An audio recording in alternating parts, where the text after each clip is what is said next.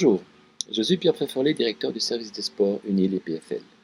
Les sports universitaires Lausanne ont débuté il y a quelque temps une série de vidéos appelées En visite chez, qui mettent en scène chacune et chacun de ces maîtres de sport afin de vous livrer des informations, des conseils, des connaissances sur des activités physiques que l'on peut pratiquer à la maison. Dans l'esprit de la devise des sports universitaires Lausanne, une activité physique réfléchie, ces informations doivent vous permettre de mieux savoir quand, comment et pourquoi faire telle ou telle activité. Aujourd'hui, je me rends chez Stéphane Meder. Stéphane est membre de la direction des sports et responsable du Centre Sport et Santé des sports universitaires Lausanne. Sportif très polyvalent, il est un grand connaisseur du domaine de l'entraînement de la condition physique basé sur d'importantes compétences techniques. Hello Steph, qu'as-tu inventé pour nous aujourd'hui? Hello Pierre, j'ai entendu lors de la dernière visite à Isabelle, notre collègue, que tu avais un genou en compote. Je te cite.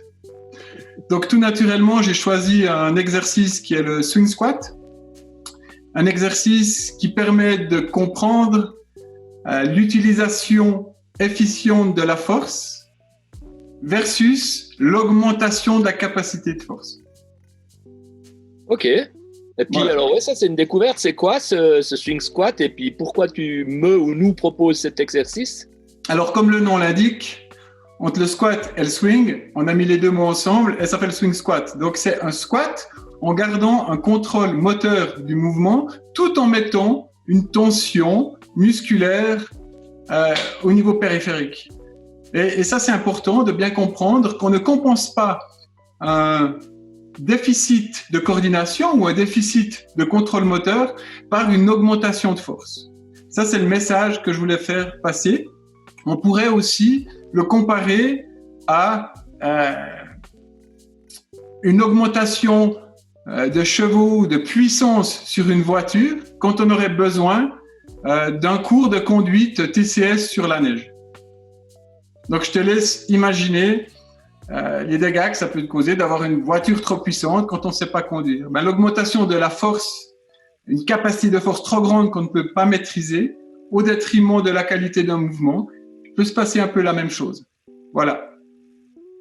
Ok, donc je me réjouis de voir ces exercices et à toi la parole et l'image. Premier exercice, simplement sur les deux jambes, largeur d'épaule pour les pieds, gardez les mains sur les hanches, tout en produisant un mouvement de squat jusqu'en bas. Et ceci sans relâcher le rythme. Pas de changement de rythme, toujours garder le relâchement.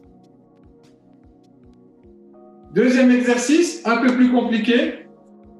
La capacité à faire un transfert gauche et droite des charges pour se retrouver dans une position quasi unipodale, tout en conservant la rythmique et le relâchement nécessaire. Descendre en relâchement, venir sur la droite, revenir à gauche. Redescendre sur la gauche, revenir sur la droite. Et voilà, ça.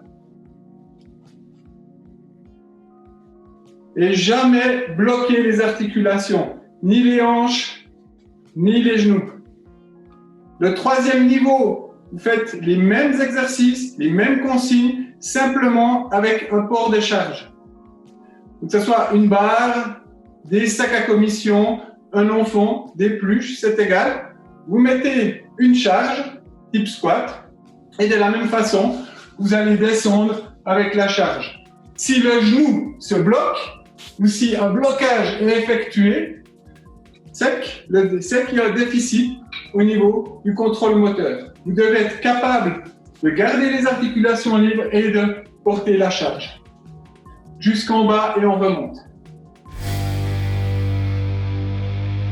Ok Steph, merci beaucoup. C'est toujours très intéressant de t'entendre et de te voir. Est-ce que par rapport à ces exercices, il y a des recommandations importantes quant à leur réalisation? Alors, la recommandation principale, c'est celle de ne pas mettre le focus sur la tension musculaire, mais de garder le rythme lors du mouvement. Et pour garder le rythme lors du mouvement, il faut faire un deuxième focus sur le relâchement. Donc, privilégier, lors de l'exercice, privilégier lors de l'exercice le relâchement musculaire pour garder ce rythme lors de l'exécution du mouvement et ne pas faire un focus sur la tension musculaire. Ça, c'est la clé, c'est le postulat de base. Donc, toujours garder contrôle par le relâchement pour garder le rythme. Ok, ben, merci beaucoup.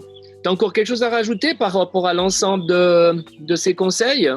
Je dirais le truc sympathique, c'est qu'on peut faire une analogie avec, je ne crois pas que c'est le dernier livre d'Idriss Aberkan, mais sur libérer son cerveau, en parlant là plutôt de libérer vos articulations.